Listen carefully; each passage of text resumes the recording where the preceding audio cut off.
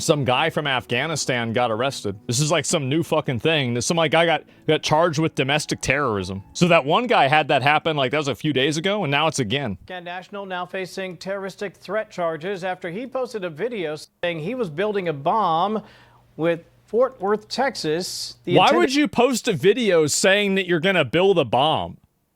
Like, I mean, you gotta be fucking retarded to do that. How do you do this? Target. Christina Coleman joining us live with the latest on that story from the Southland. Christina. Yep. Hi, Kevin. Yes, DHS spokesperson Tricia McLaughlin says just one day before the terrorist attack against the National Guard in Washington, D.C., another Afghan national who was paroled into the U.S. under Biden's Operation Allies Welcome program was arrested for Operation Allies Welcome. And the guy's talking about building a bomb in America.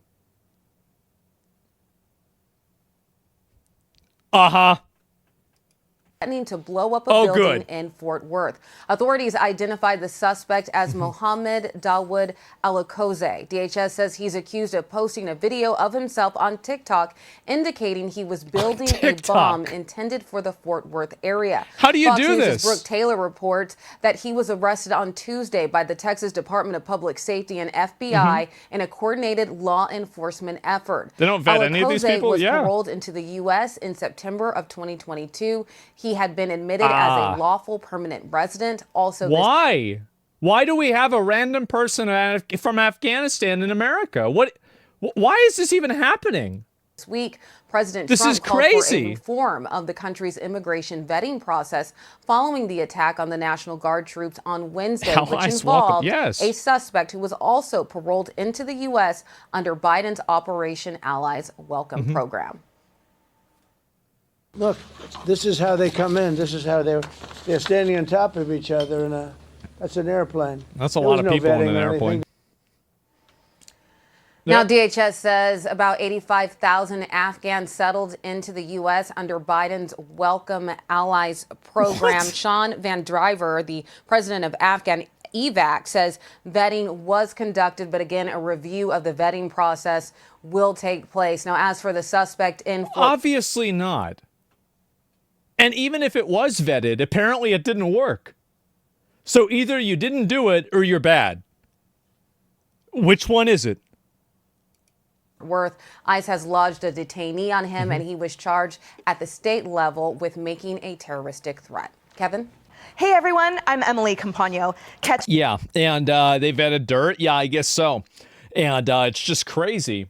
Crazy how this shit happens. And apparently it's going to, I think it's probably going to get worse. Oh, here we go. Oh, here we go. White House Press Secretary Caroline. Make sure I turned it up. Quote, the magnitude of the... Oh, here we go. An Afghan national was arrested in Texas just a day before the National Guard shooting in Washington, D.C. DHS Assistant Secretary Tricia McLaughlin said the suspect also reportedly let in under the Biden administration, posted a video of himself on TikTok indicating he was building a bomb with an intended target of the Fort Worth area.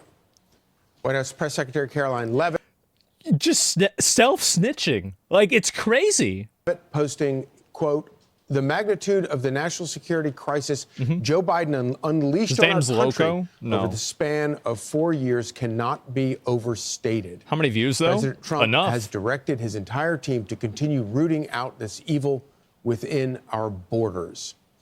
Our next guest is a U.S. Marine veteran who helped lead rescue missions during the Afghanistan withdrawal. Chad Robichaux. 6 months ago, another Afghan shot people over. Thank you so much for your service. Yeah. But also thank you for joining us this morning on this incredibly important story. We see the OG story. video? I don't think they have it. You know, you did several deployments to Afghanistan. You fought alongside a lot of these Afghanis. And I think you probably supported helping some of them get out of Afghanistan during that disastrous withdrawal. What were the problems you recognized at the time with letting 80,000 Afghani nationals into the United States? I wonder. Yeah, I mean, I said, why would we need 80,000 people from Afghanistan? Really? Why is this even on the table? Why the fuck would this even be discussed? It's On crazy. Fox News at that time, I said this No, yeah. in my book that I wrote 4 years ago. When the NGOs were doing the evacuations, we were evacuating people out of Afghanistan, not bringing people to America. In fact, no NGO, no individual has the ability and authority to bring someone to America. The only people that does is the United States government. And during the time of evacuations, we were watching the U.S. military, forced by Joe Biden. I have to give credit. Our service members Yeah, did sure. an amazing job there. But forced by Biden's White House. They're just to following put, orders. Unvetted, undocumented Afghans on planes and fly them straight to the United States and let them loose in the interior of the country. 80 to 100,000 of them. And when that happened, I knew immediately, I mean, it can't go well. Eventually, one of them has to be a bad guy and is going to do an attack on the United States, and this would happen. I mean, that is one scenario. We also have the border that was open every single day. And our country is just, it has been just overrun by we don't know who. And this should be no surprise to anyone. It's crazy how something like this could happen. Did I hear 100K? That was the top analysis or assumption. I don't know. One of the points. See, those are illegal orders to bring enemies directly into the U.S. I feel like a lot of the people aren't enemies. Like, I'm sure a lot of the Afghanistan people are probably fine, but the reality is that the answer to the amount of them that should have been brought in is zero, because you're bringing these people in, and even if some of them cause problems, those are still problems that you have voluntarily forced everybody else into for no reason. Points that I think that you have made is the fact that some of these guys were vetted, but they were vetted to become contract workers for the CIA, not vetted to come and live in suburban America. Yeah, look, I worked in that's not the video, right? For 14 years. When I was in Afghanistan, I was a DoD contractor on a JSOC task force. Oh, he's being labeled as white. CIA trained Afghans working with us. We had JSOC trained Afghans working with us. We vetted them to work for us as combatants. Yeah. And there's a big difference when the enemy of my enemy is my friend. Right. They're great to work and it doesn't mean they wouldn't eventually be a good American, but they probably would, maybe, but maybe not. And like at the end of the day, if you're bringing in something like, let's say you bring in 100,000 people and 1% of them cause problems. Well, you've just introduced 1,000 problems into the country, and you've got to ask yourself, why are you even doing that? Like, when did we decide that we need a bunch of people from Afghanistan to come into America? Like, who? Like, the entire premise of this is just mind-boggling to me. It's outrageous. Criteria of them working as a combatant doesn't qualify them to integrate in our society. There's a separate process for that, and that's the State Department's responsibility to do that. It's humane. Some are informants. Who cares? Why would? So now we have to endanger Americans for that? Nope. We got people like my interpreter, Aziz, out of Afghanistan. He had to go to UAE and wait 9 months for the State Department to do their due diligence process to make sure they were safe to come to America. It's not even a question. Aziz is my friend. He's here. Yeah, you raise a really important point because even if they were good, loyal friends and soldiers there, the cultural differences are extraordinary. And you have two problems. One is the fact that maybe they have prior ideations about America. Yeah. But the other thing is just the cultural shock of coming here. We don't know, maybe coming here and the duress of being here for years, feeling out of place, the cultural shock could also turn somebody against the United States. Well, I mean, we made promises. We break promises. People won't work with us. Well, maybe we shouldn't work with them either. Maybe we shouldn't be in Afghanistan to begin with. Like, why are we even in Afghanistan anyway? Like, at a certain point, you have to stop making mistakes. Like, it was a mistake to be there. It was a mistake to promise them that. And at a certain point, are you going to continue committing yourself to a cascade of mistakes that is going to have infinite problems that it will lead to in the future? Or are you going to stop making the mistakes and say, yeah, maybe this isn't the right call, but it's for the best interest of more people? It's an easy decision. Very easy decision. Not a lot of people are saying this, and it can't be overlooked.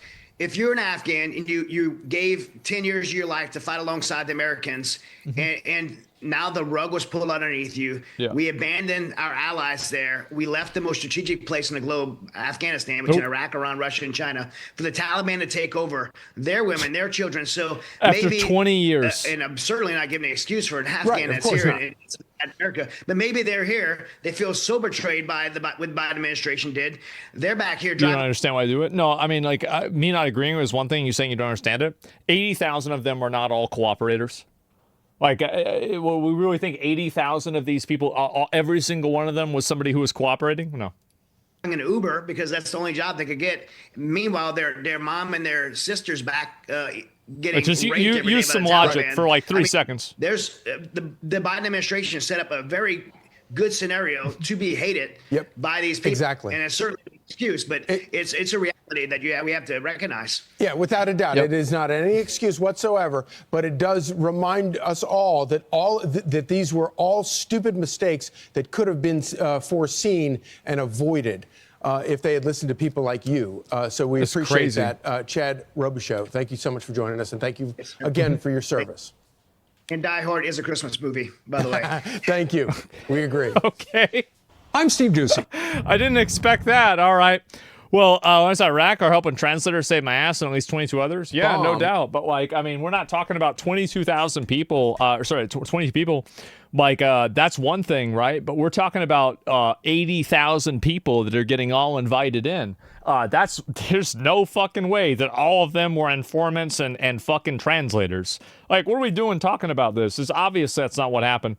And also, like, I mean, again, if you're bringing in and putting American lives in danger, and in order to, like, in order to gain a foothold in Afghanistan, basically, like, here's the question, right?